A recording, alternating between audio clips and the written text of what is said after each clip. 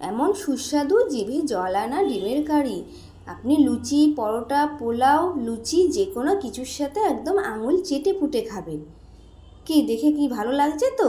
খেতেও কিন্তু খুব ভালো হয়। তা চলুন দেখে নেওয়া যাক কি করে বানিয়ে ফেললাম আমি এরকম ডিমের কারি। এখানে আমি সিদ্ধ করে রাখা ডিমগুলোকে এইভাবে দেখুন ছুরির সাহায্যে মাঝখান থেকে সমান করে কেটে নিলাম। এবার সব ডিমগুলোকেই আমি এরকম করে সমান করে কিন্তু মাঝখান থেকে কেটে নিয়েছি। এদিকে আমি কড়াইতে দিয়ে দিয়েছি তেল। কড়াইতে অল্প তেল দিয়ে পেঁয়াজগুলোকে আমি হালকা ভেজে নেব। পেঁয়াজ একটু ভাজা হয়ে গেলে তাতে দিয়ে দিলাম টমেটো। এবার টমেটো আর পেঁয়াজটা আমি একসাথে ভেজে তুলে নেব। তুলে কিছুক্ষণ রেখে দেবো। এটাই কিন্তু আমি মিক্সি বাড়িতে দিয়ে মশলা করব, তাই একটু ঠান্ডা করার জন্য আমি এগুলোকে তুলে নিলাম। ওদিকে আমি কড়াইতে দিয়ে দিলাম একটু তেল, আর তেলের মধ্যে দিয়ে দিলাম একটু নুন আর হলুদ।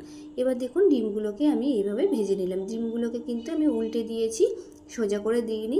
তারপরে একটু ভাজা হয়ে গেলে এগুলোকে আবার খুন্তি দিয়ে উল্টে দেবো ডিমগুলোকে। আর ওদিকে আমি মশলাটাও করতে দিয়ে দিলাম।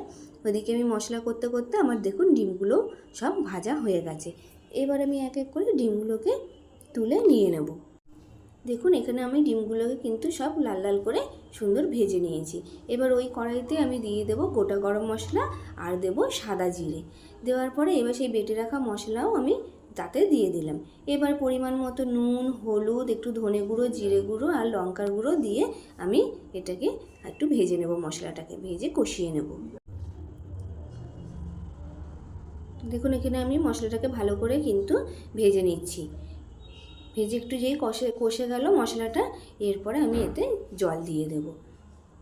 এখানে আমি কিন্তু বেশি জল দিইনি, মশলার বাটি ধুয়ে অল্প করেই জল দিয়েছি, যেহেতু ডিমটা একটু গা মাখা হবে, আর তাই আমি এখানে বেশি জল দিইনি। এবার ঝোলটা যে একটু ফুটে উঠলে আমি এখানে ডিমগুলো সব দিয়ে দিলাম, দিয়ে উপর থেকে একটু গরম মশলা ছড়িয়ে দিলাম। ব্যাস হয়ে গেছে আমার ডিমের কারি। এরকম ডিমের কারি বানিয়ে আপনারা যে কোনো কিছুর সাথেই খেতে পারবেন।